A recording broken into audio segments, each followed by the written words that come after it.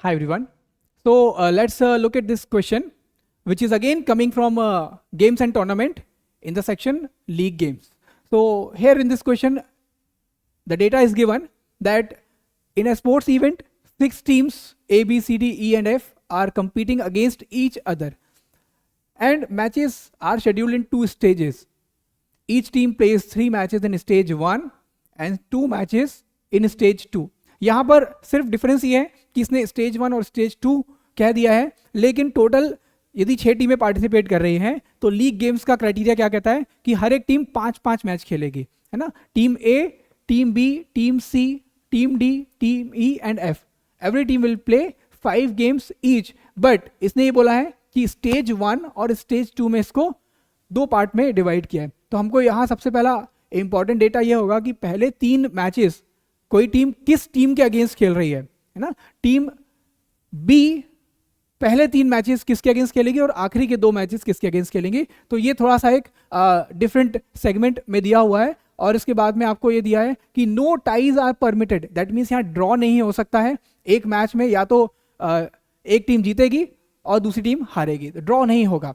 Observations are given as follows. तो ये पूरे के पूरे जो डेटा दिया हुआ है इसको भी हम ग्रिड मेथड से ही बनाएंगे, जो हमको सबसे इजी पड़ेगा, और हम रिजल्ट्स को नोटिफाई करते जाएंगे हर एक टीम के लिए. So the team are given as follows: team A, B, C, D, E and F. And similarly we will see the results of each team against the other team. तो हमारे पास teams हैं A, B, C, D, E, F. तो ये हो गए हमारे पास 6 टीम्स, और हर टीम का परफॉर्मेंस हमको इंडिविजुअली आइडेंटिफाई करना है.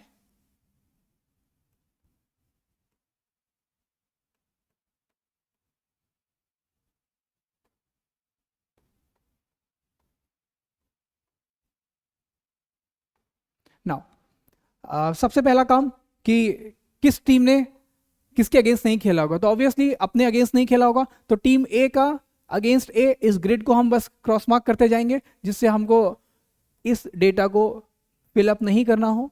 Okay, so this is a cross marking here. Now we will move to the sum of the results that are given in the stage 1. Stage 1 means जो शुरुआत के 3 matches हैं, और stage 2 means जो next 2 matches हैं. तो हम एक काम करेंगे, इसको स्टेज 1 स्टेज 2 को अलग अलग कलर से ड्रॉ करेंगे, जिससे कि हम ये क्लियर कर सकें कि पहले 3 मैचेस कौन से हैं और आखिरी के 2 मैचेस कौन से हैं. The data is given as 1 team has won all the 3 matches. अब कौन सी वो टीम है इससे हम आइडेंटिफाई नहीं कर सकते हैं. So will move to the next data which says 2 teams lost all the matches. एक टीम है जिसने तीनों मैच जीते हैं, 2 टीमें पहले स्टेज में ऐसी होंगी जिन्होंने तीनों ही मैच हारे हैं. नाउ द नेक्स्ट डेटा जो हमको कह रहा है D lost to A but won against C and F, यानी कि पहले स्टेज के डी के तीनों मैचेस हमको मिल गए हैं. तो डी लॉस्ट टू ए, तो पहले स्टेज में डी का मैच अगेंस्ट ए यदि हम देखेंगे, so D lost against A, that means it is a cross mark. That means A in the first stage will be winning against D. Okay, now similarly it says D won against C and F, so D won against C and F, that means C will lose against D in the first stage, and similarly जो F है वो भी D के against will be at loss in the first stage. I hope you got it clear कि D के तीनों matches हमको मिल चुके हैं, लेकिन सी और एफ के एक एक मैच हमको आइडेंटिफाई हुए हैं. Now next which is given as E lost to B. E lost to B, see E lost to B here in the first stage, that means B is winning against E. Next but E winning against C and F, तो C और F के against ई ने match जीता है, तो ई का match सी के against win है एंड एफ के अगेंस्ट भी win है. That means C is losing against E and also F losing against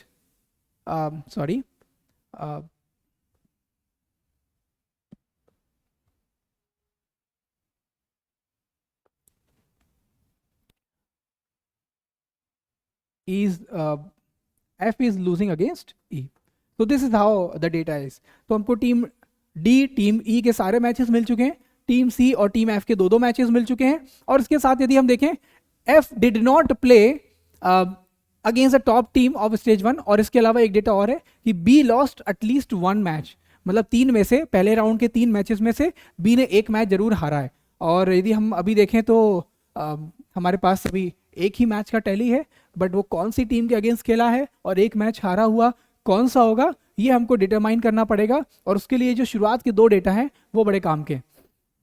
यहाँ ये कह रहा है कि 2 टीम्स ऐसे हैं जिन्होंने पहले राउंड के 3 में से तीनों मैच हारे, और उसमें वो कौन सी टीम पॉसिबल है। ए तो हो नहीं सकती क्योंकि ए ने तो 1 मैच जीत लिया है कम से कम, बी ने भी 1 मैच जीत लिया है। अब आपके पास सी ने 2 मैच हारे हैं, यानी सी 1 मैच और हारेगी। डी के पूरे मैच हो चुके हैं, ई के पूरे मैच हो चुके हैं जिनमें से 2-2 जीते हैं। एफ यानी कि सी और एफ, ये 2 टीमें ऐसी हैं जो डेफिनेटली अपने अगला मैच भी हारने वाले हैं, जो पहले स्टेज का अगला मैच भी हारेंगे। तो हमको क्लियर डेटा ये मिल रहा है कि ए का मैच यदि हम देखें तो ए का मैच सी से होगा और उसमें वो जीतेगा, that means C will loss against A. तो सी के भी तीनों मैच हो गए। लेकिन यदि हम एफ की बात करें तो F did not play against the top team of the stage 1। तो एफ का मैच किसके साथ नहीं हो सकता है?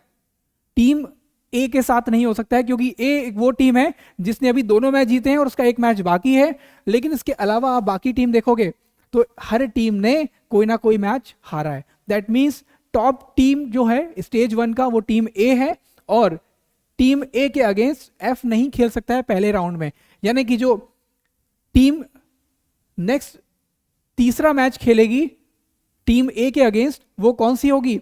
वो डेफिनेटली टीम बी होगी, बिकॉज बाकी टीमों के मैचेस तो ऑलरेडी फिल्ड अप हो चुके हैं। तो team B will be losing against team A for the round A match, stage A match, stage 1 match, और A will be winning against team B. That means A के तीनों matches हो गए हैं, बी के 1 मैच बाकी है अभी, सी के तीनों मैच, डी के तीनों मैच, और एक ई का भी तीनों मैच। मतलब हमारे पास केवल एफ और बी का डेटा बाकी है। दैट मीन्स ये दोनों टीमें हैं जो आपस में खेलेंगी, और एफ डेफिनेटली अपना तीसरा मैच भी हारेगी। तो F will be losing against B so that B will be winning against F. So I hope this data is now settled for the stage 1। Stage 1 का डेटा हमारे पास आ चुका है, सभी टीमों ने 3-3 मैच खेल लिए हैं, और जो हमको डेटा दिया था उसके अकॉर्डिंग ये मैच हो रहा है। Now coming to the next round या स्टेज 2 की हम बात करें। स्टेज 2 मीन्स आखिरी के 2 मैचेस। आखिरी के 2 मैचेस के लिए कुछ डेटा दिया हुआ है। The leader of the stage 1 lost next 2 matches. अब ये निकालना थोड़ा आसान है, क्योंकि हमको साफ साफ दिख रहा है कि टीम ए ने तीनों मैच जीते थे, लीडर था। लेकिन आगे के जो 2 मैच हैं वो किसके अगेंस्ट खेल रहा है? ई और एफ, क्योंकि 2 ही टीमें बाकी हैं। अब ई और एफ के अगेंस्ट खेल रहा है, और ई और एफ के अगेंस्ट वो डेफिनेटली वो मैच हारने वाला है।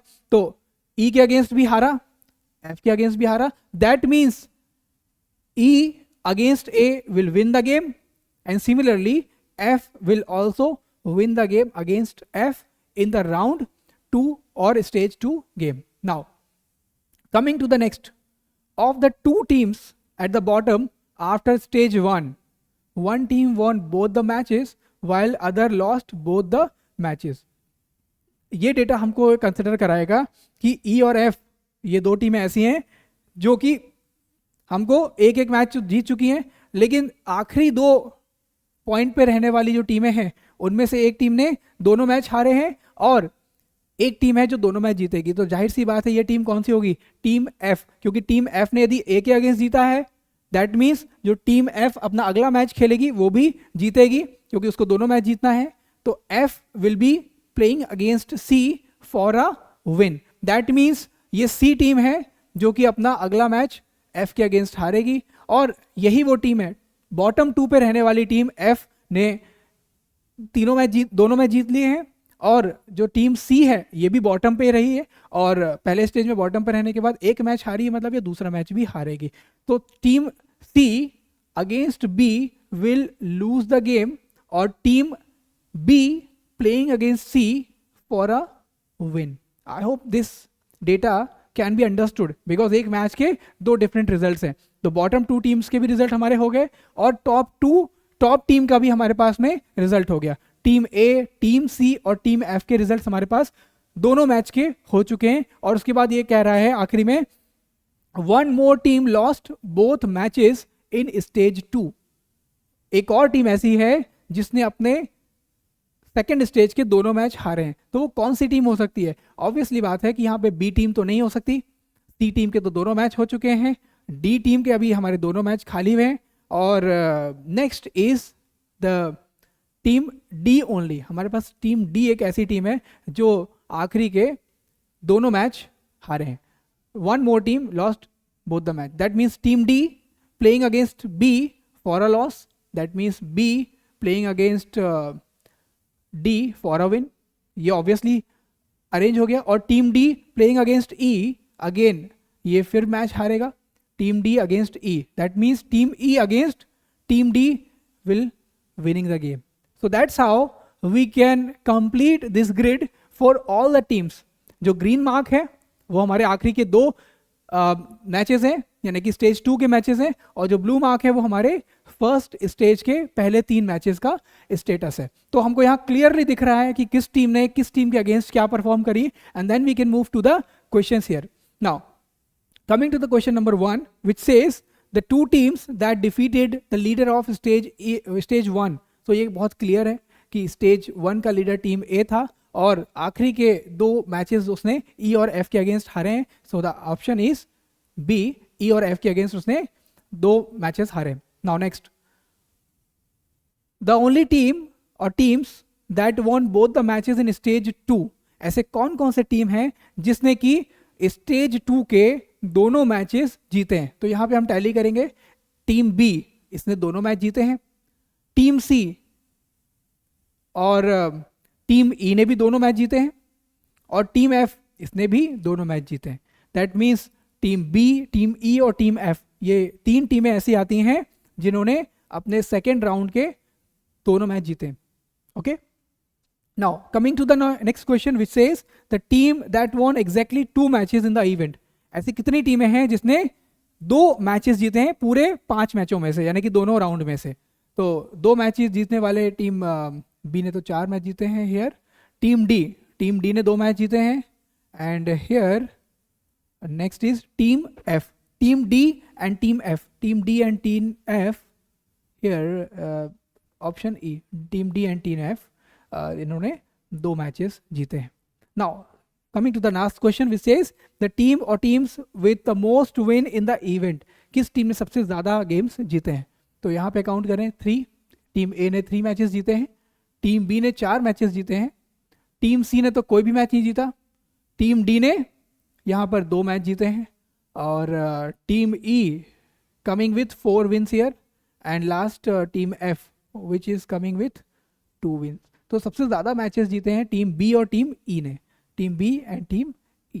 So that's how you complete this question, and I think this becomes the best way because league games में यदि हम grid के formation में questions को solve करते हैं so we get the result of each matches and that is very clinical। So I hope you got the solutions for the question and we'll see you in the next question। Thank you।